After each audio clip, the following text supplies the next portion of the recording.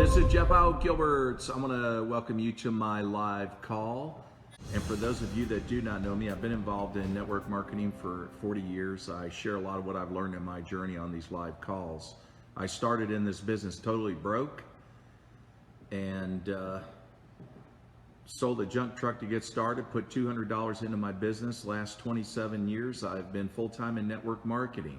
So if that interests you, stay on Free Open Friday, questions and all that.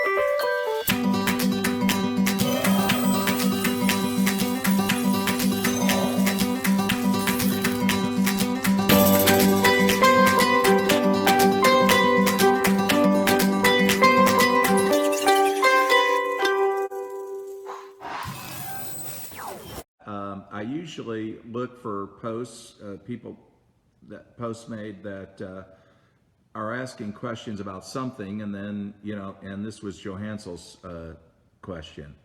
So then I said, okay, then I'll just use that as a theme for the video. And I do that every Friday. I choose one question out of those questions as a theme for the video, and then I'll answer other questions.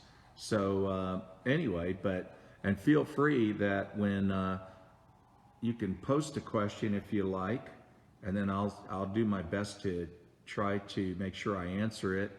And I haven't seen George yet, so George, if you're in the room, say hi.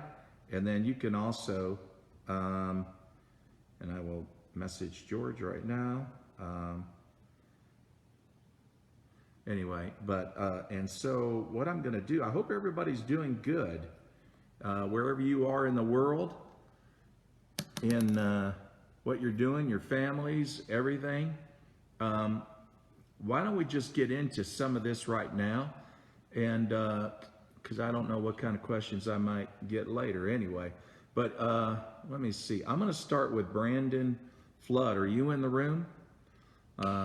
He's from Arkansas, I believe. I believe that's correct. He asks here, he says, can you explain how important it is to be in building your team by events, or what to say if you're trying to invite prospects out to an event? Yeah, okay, so explain how important it is for to be building your team by events, and what to say if you're trying to invite prospects to an event. Now, if you're talking about here, Brandon, a local meeting, if that's what you're talking about, doing, like meetings in hotels or a public building or wherever you do these meetings. Yeah, I mean, here's the thing. Anytime people can physically get together, that's going to have a greater impact than if they're not, we're doing that right now. We're doing an event right now. What's interesting is that Amelia Walling, good to see you in Northeast India. We're doing an event now, and yet so many of you are from around the world in different countries. Isn't that amazing? But we're doing an event. So the difference between what we're doing and what he's suggesting is actually physically getting together. So, and so here's the thing, Brandon, what you have to do is, talk to your team leaders and then get them to support it. That's what you have to do. Now, some people, there can be sometimes a resistance in the United States for people to get together simply because they have jobs, a lot of them, and sometimes when they get home late, and then it's, if they have children, then, they have to help them with their homework. The wife has a job. When she gets home, she has a job, and that is, taking care of meals and things like that. And then sometimes to break away and get to a meeting could be really challenging. So the one thing that you can do too is do Facebook Lives at your venue meetings. If you have a venue meeting in town, in your city, for those people that would like to be there, but they'll never be able to be there because of their circumstances, and yet they can still benefit from the meeting, by, seeing it on Facebook Live. So that way, at least they're included in it. But I'm not saying, some might think, well, if you do it that way, then everybody will stay home. Well, no. Some people like to get together. They just like getting together. But what I think you need to do, Brandon, is just understand. We used to have a saying, when you have a prospect, you need the meeting.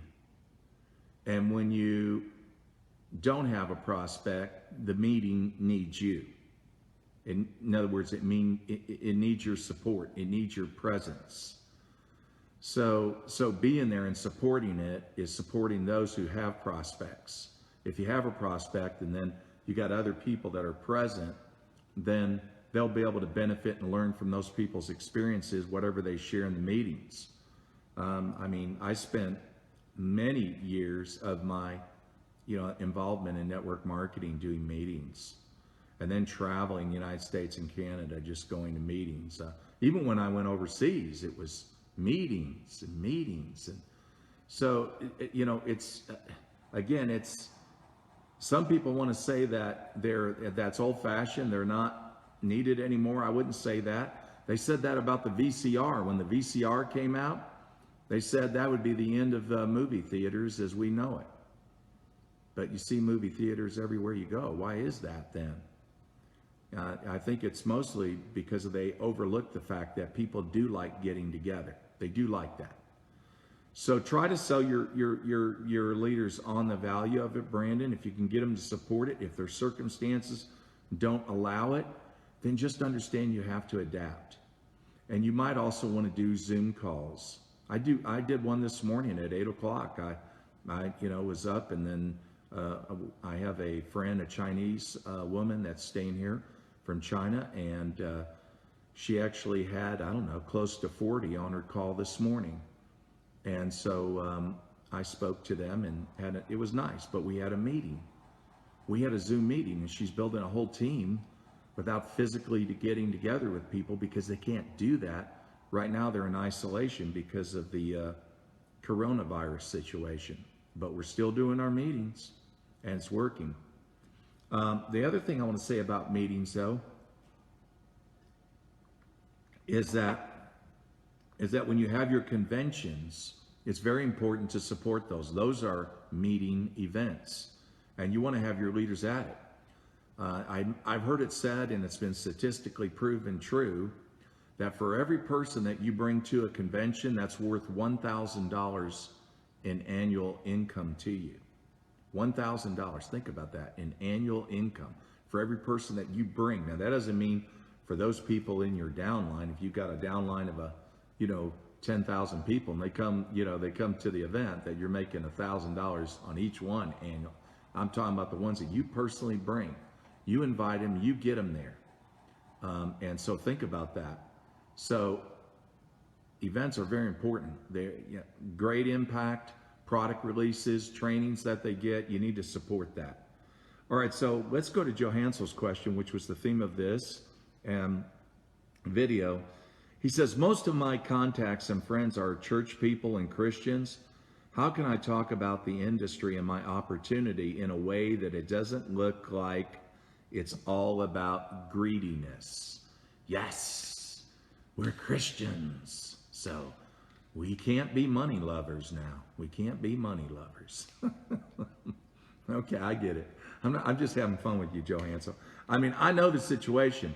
And George, I'm glad you made the call. You might want to screenshot any question that's already existing in the thread of this call right now, and then send it to me if you see one. So let's go back to that, Joanne. So here's the thing, I get it. It's a thing that when it comes, whether you're a Christian, whether you're a Muslim, whether you're a Jew, it doesn't matter, or you're a spiritual person, whatever you call yourself, okay? I get it that, that it's all about, spirituality and how you got to know your friends maybe in that context is because you had spiritual interest. That makes sense. That totally makes sense. So it's not like you want to take that and then, like say, hey guys, I want to talk to you about something, but it's about money. It's about success. It's about getting ahead and things like that. And then some people are like, that's like, that's in opposition to spirituality. Okay, first of all, it's not. It's really not. It's not in opposition. Let's get a few things straight about money, okay? Abraham was very rich, by the way, so most faiths came from out of Abraham because remember, he had, other than Sarah, and the nation of Israel came out of Sarah. So if you're Jewish, okay, there you go. If you're Muslim, that came out of the Hagar. That was the concubine Abraham had, right? Hagar, okay, and Ishmael came out of that line. Okay, there you have your Muslims. And then, of course, out of Sarah, Jesus was from the tribe of David. Okay, so there you have your Christian faith as well. Okay, so let's go back to Father Abraham. Okay, Father Abraham carried around more gold, more silver than any human being alive today. Even today, he was richer than most people, probably richer than Donald Trump. So, I mean, he was a very, very wealthy man. And when God blessed him, he blessed him with wealth. He did. He blessed him with wealth. He blessed him with herds. When Abimelech, when he told Sarah, hey, that's my sister, because he was afraid they'd kill him and take her because she was so beautiful. And he said, that's my sister and all that. And then, God woke him up with a dream and said, hey, you're about to die. You're as good as dead. You took a man's wife. And he's a prophet. And he's like, well, I didn't know. He says, I know you didn't know. You give her back, you won't die. And on top of that, give him silver and gold too. It's not his fault. He didn't know, but still. I'm just saying that when God blessed him, he blessed him with more silver, more gold. Look at Job. Here's another wealthy guy. Wealthy, wealthy, wealthy man. Then he went through all that. I mean, all that disaster. Lost his business, lost his children. Horrible situation. All his workers wiped out and killed too. And on top of that, and the only one that was left alive out of all that was a wife that said, curse God and die. That's why Satan kept her around, right? She was going to be a tool. Anyway, so the thing is, look at him, how he endured what he endured. And he endured that horrible test. And yet, what did God bless him with? More spirituality? Well, yeah, he certainly was a great man of faith. No doubt that was increased. But you read the last chapter of the book of Job, he was, again, the richest man in the earth at that time. The most wealthiest man at that time. You can go back to Joseph. Look at Joseph, man. And here was another one that became the second richest person on the face of the earth when Egypt was a world power. When it was a world power. And so, he understood the future that was revealed to him. 7 years of abundance and then 7 years of famine. And then what happened was he planned. Now there's the point, there's the principle here. I don't want to scare anybody and I won't want to be a negative. And, I was a little late getting on this call. One of the reasons why is because of the fact that I had to go to a grocery store and plan at least 3 months, maybe more, of food in this house.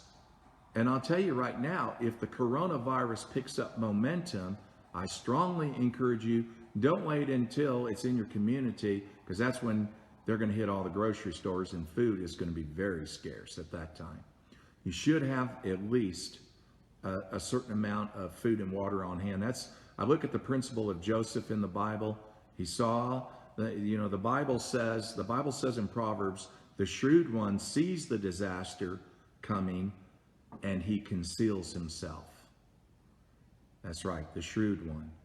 So the thing about it is, hopefully, that virus will, it's going to get warmer temperatures, and hopefully it will lose its momentum. We hope so. In the meantime, it's good to be shrewd. It's good to be like Joseph. And we saw in Joseph's case, look at all the trouble Joseph went through. Twice he was thrown into prison, did nothing wrong. This guy was as straight as an arrow. Look at the suffering he went through. But look, how did God bless him? How did God bless him? More spirituality? Yeah, he got more spirituality. But he got a lot of money with it. Okay? He was blessed. He was the second, because Pharaoh was the first, right? Second richest man. In the end, all the people had to sell everything they had just to buy food. So food was the currency. And so, anyway. So, I could go on and on about people that are wealthy in the Bible. Look at King Solomon. Another one. Well, first go to David. David, look how much gold that guy had. Again, far richer than Donald Trump. And the temple there in Jerusalem, what they call Solomon's temple, was built with that money. Was built with David's money. And then Solomon, of course, incredibly wealthy.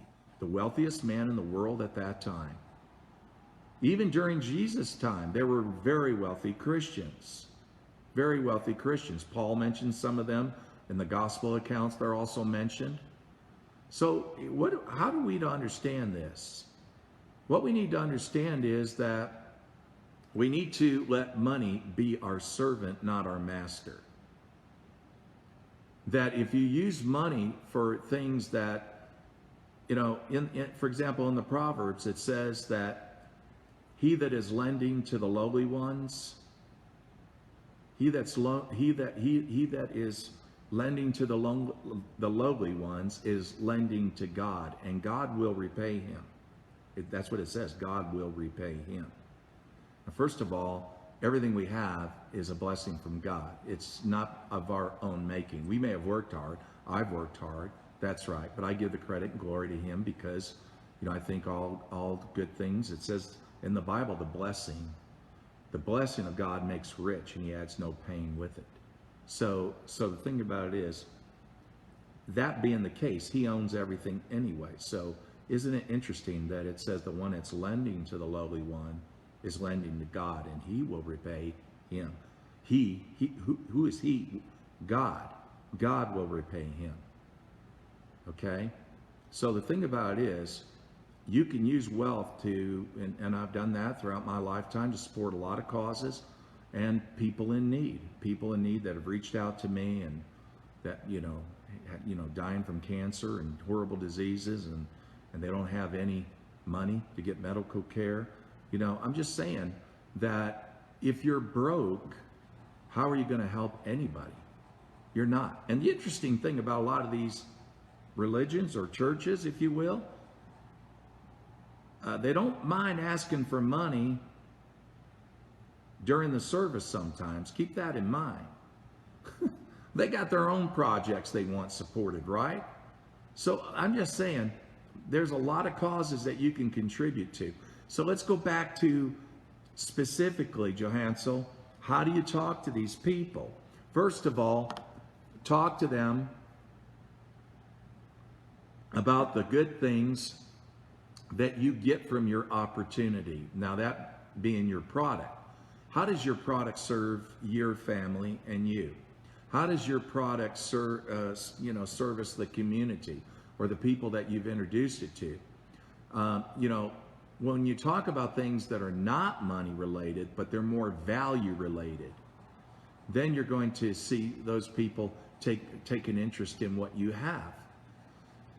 The other thing too is that you have your reason, your why you got involved in what you're doing and all that. Share that with them, because no doubt they have the same thing, don't they? In other words, probably the very things that maybe you might have, you're trying to satisfy in your life, they're trying to do the same thing too. Remember, they're not looking for our opportunity or our product. What they're looking for is solutions to their problems in life. And what we have to do is show them that we have a solution to their problems in life if they're open to it. And how I could say that is simply too, I could say, well, brother Johansson, hey, I've and I don't know if you have any work that you do, but you could say, I'm doing something in addition to my job, or I'm doing something that the reason why I'm doing it is because I'm spending just too many hours away from the family. I want to be a better father. I want to be around my children, but I come home exhausted, tired, and there just doesn't seem to be any time with the kids. And so I found something that was, that's freeing me up. Something that I learned from others that many people are doing today, and they're finding a way today to work from home. I don't know about you, but are you getting enough time with your family? Or do you think you have enough money set aside so that when it comes time to retire, that you'll be able to have the kind of lifestyle that you really want? When I looked at my own life, I just didn't have any money saved. And I looked at my age and I said, how much time have I got left? What am I going to do? And then, a person like that, they're going to be thinking, yeah, that's me. It's just the way you talk about it. You talk about how what you're doing is solving problems. You're not selling anything, you're solving problems. That's the true position you want to come from, if you will. The center of your character is about solving problems. It's not about selling anything. Sure, they're going to buy. They are. But I'm just saying, but if that's the motivation and they sense that, no, he's not trying to sell anything. He's talking about how something's changed him. This is interesting. What I do, just what I wouldn't do, and I'm sure you wouldn't do this, I just wouldn't go around at the time that service is going on and things like that, and you're asking people to take a look at what you're doing. That's not the place for it, is it? No. And I can tell you where I go, I don't do it either. I really don't. But it's amazing how many Christians and Muslims, in my case, in my organization throughout the world, are involved in my team alone, and I'm talking about hundreds of thousands. So the thing is, when you say, how do I do it without it appearing greedy? That's it. That's how you do it, my friend. And if somebody brings up the money issue, just remember those characters I talked about in the Bible. How many of those people were wealthy? And yet they were spiritual people. It's just money wasn't the center of their life. And because of what they were and what they did for others, they were richly blessed by God. There's no question about that. No question about it. So just, and here's the other thing too. A lot of your companies out there, now I was talking to somebody about this the other day. Oh yeah, Greg out in Colorado, my cowboy friend, and he's in a different company, but I said, a lot of these network marketing companies are do-good companies. They do good things for others. And Johansson, I know your company, I'm aware of that, builds schools for poor in countries where there's a lot of poverty. They build the schools, they give them the school supplies. Also, they have a food program going on by, I believe it's through Children International. I think that's the charity. So when you mention those things too, along with the other things that you share, the value things, your why you're doing it, or why your product is, that you're really happy about being involved with a product like what you're selling, and you see the good, then that's not greediness. That's all about giving value, and people will see that. So, and not to spend any more time with Johansel, he asked the question about duplication, and that he had been trained how to, do meetings and things through that, a 9-step system. So we're talking about, exposure, inviting people to look at what you're doing, and then the exposure process, and bringing them to a presentation, and then getting them to join, and then duplication, and so on and so forth. So he says, so he talks about what other aspects must be taken into consideration when we talk about an online system. So with an online system, again, I mean, duplication is duplication, but that's for sure. It's the invitation, then you send them a video, then you do the follow-up, then you answer any questions that they have, and then you ask them to either join as a customer or as a business partner. Join you in the business. The more steps you add, the more complexity it creates, and you're going to see that it won't duplicate. And that's what I would stay away from, because you don't really need a lot. You can add them to a Facebook group that you have, product group, business group. If it's a product group, they can see, by the experiences people are having with the products, that what you're selling isn't snake oil. Those are, all right, so now we're going to go to Susie Martinez. She says, I am thinking, is it right to use the coronavirus to recruit prospects? Is it right? Oh, Susie, who could take advantage of these people out there in fear? Who would do that other than network marketers, right? Here's the thing. Okay, I'm just messing with you. I'm joking with you. Okay, here's the thing.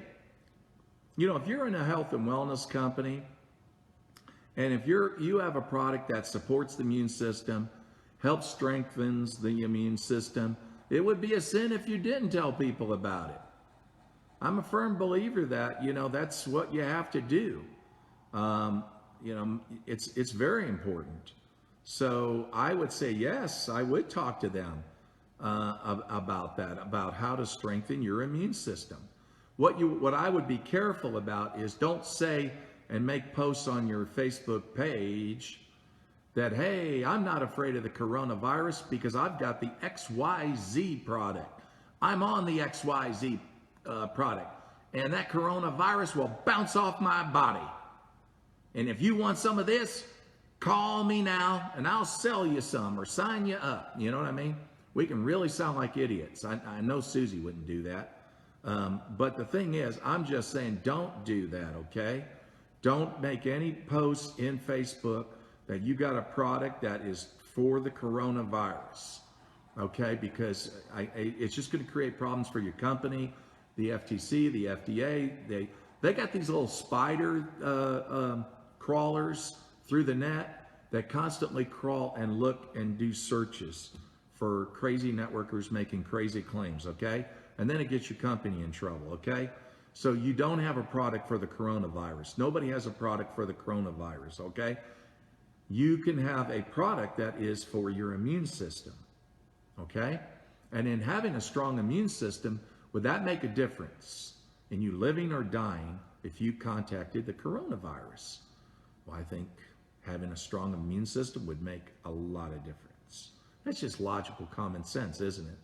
So if you are in a health and wellness company and you do have that, there's nothing wrong with letting people know that, hey, I've got a product that supports the immune system, strengthens it. If that's something that you're interested in view of all these fears that people are putting out there, and the media is very good at scaring people, right? Very good at scaring people.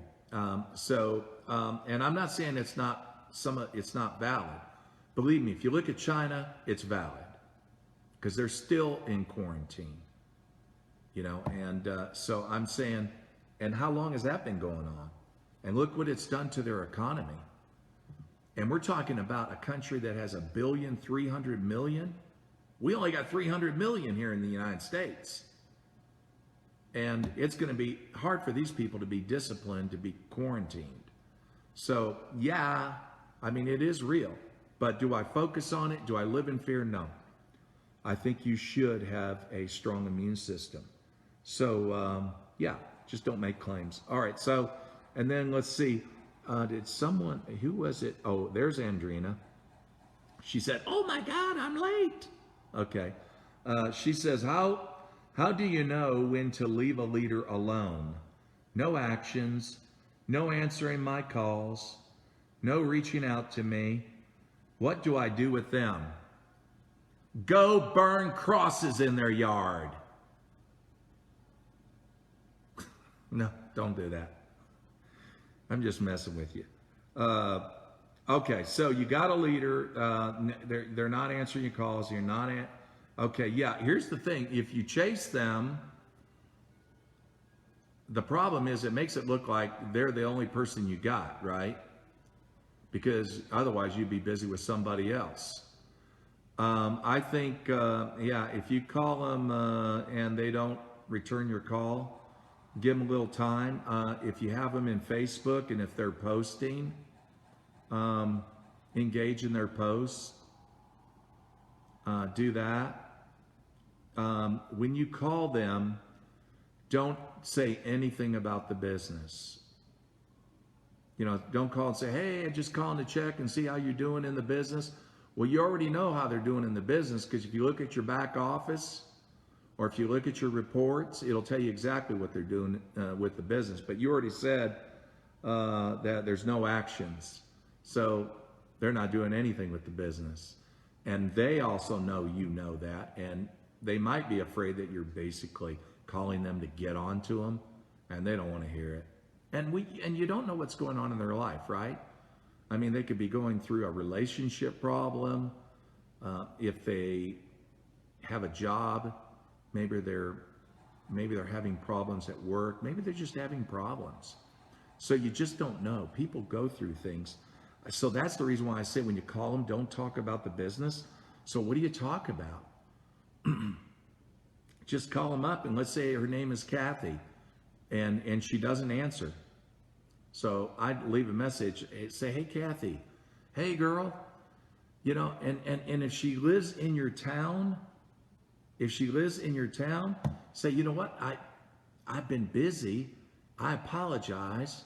I've just been busy with the business, but I was thinking about you. And I'm not calling you about the business, Kathy. I'm just calling to, as a friend, see how you're doing. And that's all. And if you got time, this week, next week, let's get together for lunch. I'd love to we don't have to talk about the business either because you're my friend. I just want to see how you're doing. And so I'm not calling you about the business. And then if they feel that, if they can feel that genuineness, that you really care about them as a person, then that person might reach right back to you and say, hey, and then they're grateful that you're not getting on to them about, and I'm not saying you would do that anyway, because you always come across as a very sweet person. I've seen your lives. You're awesome. So, but that's the thing, and then sometimes, and I've done that with leaders, and I call them, say, just call them to see how you're doing. And they start, well, I haven't been able to do the business. And I said, no, I'm not calling you about the business, John. I was just calling to see how you're doing. That's all. I'm not calling you about the business. You know what I mean? And that really creates a very strong respect they'll have for you. Because if we're calling them about the business, then they see it that we're concerned about ourselves. So try that. And you can even text her that too. You don't have to leave it on a message, but you can text it. So then Angie Garcia. Angie is in the house, people. Okay, what's the best way to follow up on leaders without them thinking we're bugging them? How to make an effective invitation for them to attend events. Okay, so how to follow up on leaders without feeling like we're bugging them. Again, do the same thing, Angie. Hey, Jeanette, I'm just reaching out to you. I'm not calling you about the business, just calling to see how you're doing. How's your kids doing? I remember the last time we talked, you said your daughter was going in that contest. How did she do in that contest? Or you saw something on Facebook where she posted about it and she did very well, right? Hey, I saw that on your page. That's so awesome. I'm so proud of your daughter. Wow, what a great mother you are. Hey, we'll have to get together, if you live local, for lunch sometime. How about that? Maybe you could bring your children over with my children one day and we can just, do something at the house together. Just have some fun. I'm telling you, you got to create the sticky stuff in these relationships if you want a team to gel. And if you want people to follow you, they will follow you to Hades if you do this. They will. They'll stay with you if you make it about them and not about you. But and that's the thing that I would do, Angie. The best way to follow up on them is make it like you're not following up on them. You're just getting in touch, seeing how they're doing. It's not about the business. And of course they know what they're not doing. And as far as like how to make an effective invitation for them to attend events, I think one thing, if you're talking about a venue meeting here, and I think you are, I think the best thing to do is when you reach out to them, say, hey, listen, we have this event coming up. We got a special speaker. I've got 5 seats on a row blocked. I got one for you. I got one for you because you're so special to me. So I really want you to attend. Please attend. Now, if you want them to bring, if this is a training, that's fine. Just say it like that. If this is a opportunity meeting, then say, hey, I got 2 rows. I got 1 seat for you and one for a prospect. If you have a prospect, if you don't, that's fine. Come anyway. But I thought of you because you're so special to me. See, if they know that you only got a few seats, but basically one of those seats has got their name written on it, man, that's special. And you did that for me? Wow. Wow. Angie's nice, man. She is nice. That's right. You got to create the sticky stuff. Most people are not doing that out there. So take an interest in them. You can follow up on them and they don't feel like you're following up because you're not calling them about the business. You're calling to see how they're doing. Get involved in their lives. I'm not talking about, intruding like that, but I'm talking about just taking a personal interest in them and notice what it'll do. Okay, so now George, I don't know if you sent me something, but I'll look. And so you never know about George. Okay, there we go. George did. Let me see. And that is, let me see here. We got, trying to get that to open up. There we go.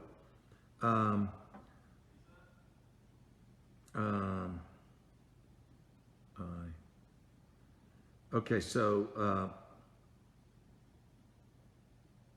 okay, love that. No selling. Okay, I'm looking for the question, George. So Blake Hester, he says, I need to hear this. I'm getting to a point where I could potentially quit my job and work from home in a few months and solve some problems. Okay, that wasn't a question, but I'll give you my advice on that, okay? So I don't know how long you've been in your company, Blake, and certainly going full-time in network marketing. I love it. I've been doing it 27 years. But be cautious about premature network marketing, okay? What I would do is keep in mind, that if you, I assume you have a job and now you have a side gig and your side gig is bringing in some good money, right? Your wife is loving you, man. You are the bomb. She's loving you, man. She's probably washing your feet. I don't know what she's doing, giving you a massage every night because now she's got money to run with that she never had before, okay? Here's the caution, okay? If you don't have your side gig equaling or doing more than what your job is giving you income wise, I would not leave it yet, and I would not leave it for unless you have consistently for at least 6 months have made more than what you're making on your job consistently, and you've also seen an increase maybe 20-30% every month. Now those percentages are going to get smaller as your team gets bigger, right? Because if, for example, if you got 10 people in your team, you want to grow by 100%, well, just get 10 more, right? That's not too hard to do. If your team is 100,000, you want to grow by 20%, that may not happen. Okay, sometimes it slows down. So my point is that you're a hero right now, but if you quit your job and then that income is not coming in anymore, and all you got is your network marketing income, and now if it's paying the bills, things like that, great, that's good. But if your wife has lost the lifestyle and all that extra fun money now is, and it's not so fun, just be cautious. Now here's the other thing too. Make sure your company has been out there for at least a few years. So if it's a startup company, you never know. Most startup companies never make it. But I'm just saying, just be cautious. Premature full-time can actually hurt a marriage. I'm just being straight with you on that. Okay. Right now you're the hero, so that's awesome that you're the hero. Okay, with her, and what you're doing for your kids and all that. And I'm not saying don't go full-time. I'm saying premature. Don't do it too fast. Okay. Make sure you got some. I mean, I've done it, and I can. Here was the problem with some companies I was in, and I'm talking about at least 10 companies.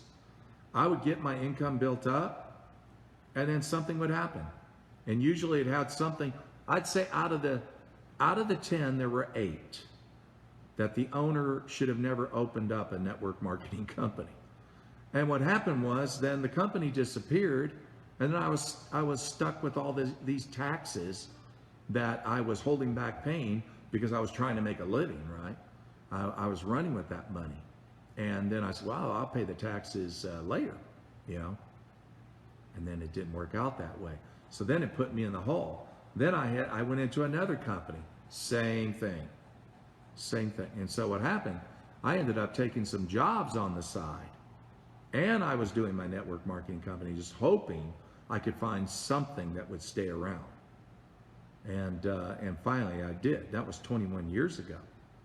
And then I hit it hard for 90 days. 90 days I busted my butt. And so got my check, up where I needed to, and then that was it. I never looked back. So that's all, stay positive about the whole thing. Just, you're the hero now, and I want you to stay the hero, and just don't go premature. That's all. And then George sent me something here. Let me see. Let me see. Let's see. Am I missing something? I don't see anything here. So Mitch, the answer to your question is yes. That's all I'll say. Okay, good. So everyone, this has been fun tonight. I'm glad you guys got on, made it. It's been great being able to visit with you on Friday night. and it's a cold winter night here. And if you're on the other side of the earth, it's probably warmer where you are. Hey, Annette, nice to see you. And so catch the replay if you just got on now, and then I'll look forward to putting out some value over the weekend, probably some written posts and all that. Look for that. Have a super weekend and enjoy your evening with your family. Be safe in all that you do. I love all you guys, and take care.